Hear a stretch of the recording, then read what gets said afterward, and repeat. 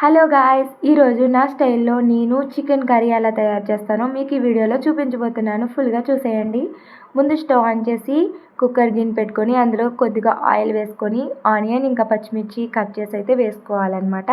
వేసుకొని అవి లైట్గా ఫ్రై అయిన తర్వాత మ్యారినేట్ చేసి పెట్టుకున్న చికెన్ని కూడా అందులో వేసేసుకున్నాను అనమాట. వేసేసుకొని కొద్దిగా వాటర్ వేసుకొని ఇంకా ఒక 3 విజిల్స్ అయితే వేయించుకోవాలి. ఎందుకంటే ఇది బాయిలర్ చికెన్ కాదు, బొంతకోడి చికెన్ అనమాట. అందుకని నేను కుక్కర్లో వండుతున్నా, లేదంటే మీరు నార్మల్గా కూడా వండుకోవచ్చు.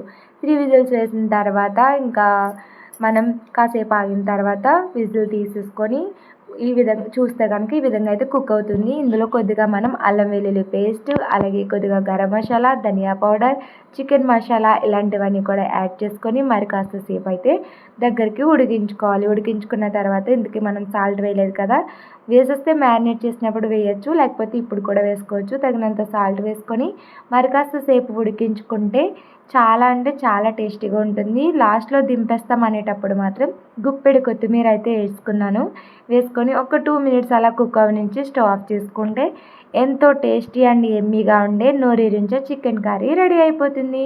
నేనైతే ఇలాగే చేస్తానండి. మీరు ఎలా చేస్తారు? వీడియో నచ్చితే లైక్ చేయండి. మరి బాయ్.